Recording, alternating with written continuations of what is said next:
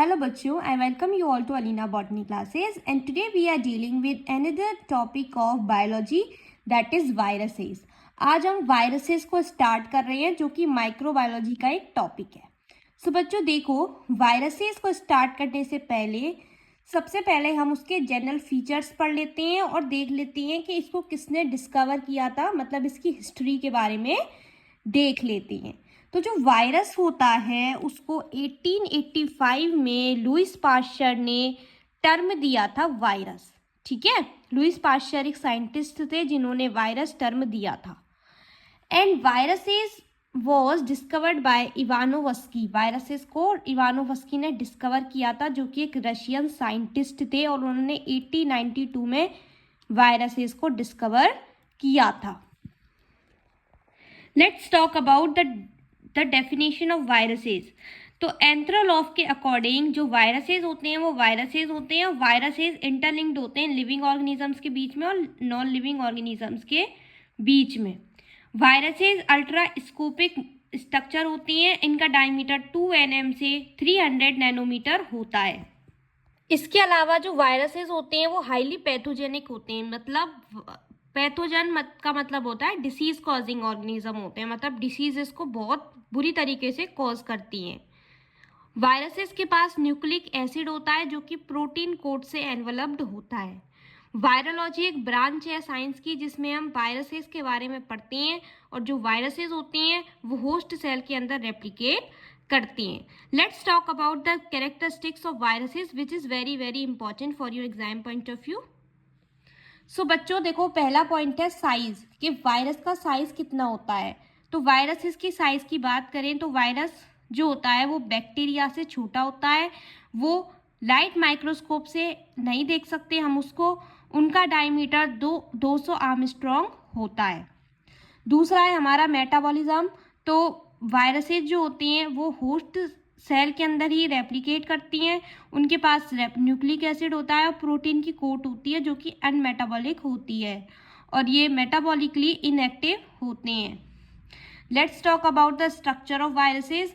सो viruses का एक simple structure होता है जिसमें न्यूक्लियर की पोर पाई जाती है जो कि एक प्रोटीन कोट से सराउंडेड होती है जिसको कैप्सिड बोलते हैं। कैप्सिड जो कि कैप्सोमियर की बनी हुई होती है। फोर्थ है कि जो वायरसेस होते हैं उनके पास सेल ऑर्गेनेल एब्सेंट होते हैं। So viruses do not have cell organelle present in the cytoplasm. Viruses के पास सेल ऑर्गेनेल प्रेजेंट नहीं होती उनके साइटोप्लाज्म में, मतलब mitochondria, Golgi apparatus, ribosome, lysosome and vacuole सभी एब्सेंट होते हैं। इसके बाद है न्यूक्लिक एसिड। तो जो वायरस होते हैं उनके पास या तो डीएनए होगा या आरएनए होगा एज देयर जेनेटिक मटेरियल और न्यूक्लिक एसिड। पर एक वायरस है जिसका नाम है रूस सार्कोम वायरस, जिसके पास जो कि कैंसर कॉजिंग वायरस होता है और इसके पास आरएनए और डीएनए दोनों ही प्रेजेंट होती हैं। इसके बाद है क्रिस्टलाइजेशन। तो WM स्लांटले जो कि एक साइंटिस्ट है, फर्स्ट साइंटिस्ट है, उन्होंने ये रिपोर्ट किया था कि जो वायरस होते हैं उनको क्रिस्टलाइज कर सकते हैं और हर क्रिस्टल जो होगा वो डिसीज को कॉज करेगा। सातवां पॉइंट है बच्चों हमारा कि ग्रोथ एंड डिवीजन। तो जो वायरस होते हैं वो खुद से डिवाइड नहीं हो सकते, वो डिवाइड करती हैं एज न्यूक्लिक एसिड, आरएनए और डीएनए होस्ट सेल के अंदर। तो वायरसेस हमारे स्मॉलेस्ट एंटिटी हैं, पैथोजेनिक ऑर्गेनिजम्स हैं, मतलब डिसीज कॉजिंग ऑर्गेनिजम्स हैं, और ये लिविंग ऑर्गेनिज्म और नॉन लिविंग ऑर्गेनिजम्स के बीच की लिंक होती है। सो बच्चों देखो, जो वायरस होती है वो लिविंग ऑर्गेनिज्म और नॉन लिविंग ऑर्गेनिज्म की लिंक होती है। तो हम कैसे बता सकते हैं कि वायरसेस लिविंग कैरेक्टरिस्टिक्स को शो करेगा या नॉन लिविंग कैरेक्टरिस्टिक्स को शो करेगा। तो कुछ जनरल फीचर्स हैं जो कि लिविंग कैरेक्टर को शो करते हैं और कुछ फीचर्स हैं जो कि नॉन लिविंग कैरेक्टर को शो करते हैं। तो चलो पढ़ लेते हैं उनको एक एक करके। सबसे पहले हम लिविंग कैरेक्टरिस्टिक्स देखेंगे वायरसेस की। सो देखो बच्चों, जो वायरसेस होते हैं उनका खुद का जेनेटिक मटेरियल होता है, या तो डीएनए होगा या आरएनए होगा। उनके पास एंटीजेनिक प्रॉपर्टीज होती है, वो जेनेटिक रिकॉम्बिनेशन करते हैं। वो पैथोजेनिक होते हैं, मतलब डिसीज कॉज कर सकते हैं हेल्थी प्लांट में। वो म्यूटेशन कर सकते हैं, मतलब कोई केमिकल रिएक्शंस को कर सकते हैं, अपना नंबर बढ़ा सकते हैं। सातवां पॉइंट है कि वो रिप्रोड्यूस कर सकते हैं। 8वां पॉइंट है कि वो हीट, केमिकल्स, रेडिएशंस के साथ रिएक्ट कर सकते हैं। 9वां पॉइंट है कि वो रेजिस्टेंट होते हैं एंटीबायोटिक से। और 10वां पॉइंट है कि वो इरिटेबिलिटी को शो करते हैं। So these are the living characteristics of virus. Let's talk about the non living characteristics of viruses. So अगर हम नॉन लिविंग कैरेक्टरिस्टिक्स की बात करें तो जो वायरस होते हैं वो क्रिस्टलाइजेशन कर सकते हैं, मतलब टूट सकते हैं। तो बच्चों देखो, जो भी कोई भी लिविंग ऑर्गेनिज्म होता है वो टूट नहीं सकता, बट ये टूट सकते हैं, तो ये नॉन लिविंग कैरेक्टरिस्टिक्स को शो करती है। दूसरा पॉइंट है कि ये रेप्लिकेट कर सकते हैं होस्ट सेल के अंदर। तीसरा पॉइंट है कि उनके पास सेल मेम्ब्रेन और सेल वॉल नहीं प्रेजेंट होती, ये वो रेस्पायरेशन को परफॉर्म नहीं कर सकते। पांचवा पॉइंट है कि उनके पास कोई भी एनर्जी प्रोड्यूसिंग सिस्टम नहीं होता। छठवां पॉइंट है कि वो मेटाबॉलिज्म को नहीं कर सकते। सातवां पॉइंट है कि उसके अंदर प्रोटोप्लाज्म और हार्मोन एब्सेंट होता है। आठवां पॉइंट है कि वो एंटीबायोटिक से अफेक्टेड नहीं होते। So these are the non living characteristics of viruses. Let's talk about the ultra structure of virus. So देखो बच्चों, मैंने आपको बताया कि जो वायरस होते हैं वो बैक्टीरिया से छोटे होते हैं, उनका जो साइज होता है वो वेरिएबल होता है, मतलब वेरी कर सकता है। दूसरा पॉइंट है कि जो वायरसेस होंगे ना वो डिफरेंट शेप में मिलेंगे, जैसे स्फेरिकल शेप में मिलेगा वायरस, जैसे कि कुकुम्बर मोजेक वायरस। दूसरा है टेडपॉल शेप, जैसे बैक्टीरियोफेज मिलेगा हमको। तीसरा पॉइंट है रोड शेप, जैसे टीएमवी मिल जाएगा।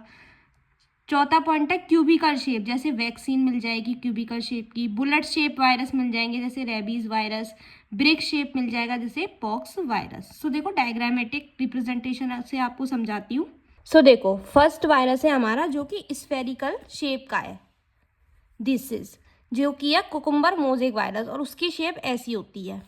टेडपॉल शेप बैक्टीरियोफेज होता है। रॉड शेप टीएमबी होता है, मतलब टमेको मोजेक वायरस होता है। वैक्सीन जो कि क्यूबिकल शेप होगी। रेबीज वायरस जो कि बुलेट शेप होगा। पॉक्स वायरस जो कि ब्रिक शेप होगा। अगर आपको स्क्रीनशॉट लेना है तो मैं आपको दिखा देती हूँ, आप ले लेना। आई होप आपने स्क्रीनशॉट ले लिया होगा। तो अगर हम तीसरे पॉइंट की बात करें तो मॉर्फोलॉजिकली जो वायरस होते हैं उनके पास न्यूक्लिक एसिड की कोर होती है, या तो उनके पास डीएनए प्रेजेंट होगा या आरएनए प्रेजेंट होगा, जो कि प्रोटीन कोड से सराउंडेड होती है। इनके पास एक इंटैक्ट वायरस यूनिट होती है जिसको वायरॉन बोलते हैं। प्रोटीन कोड जो होती है वायरस की उसको कैप्सिड बोलते हैं, और कैप्सिड के पास कैप्सोमियर प्रेजेंट होता है। जो कैप्सिड होती है वो न्यूक्लिक एसिड जो होता है वायरस का उसको प्रोटेक्ट करके रखती है under against the action of nucleus enzyme.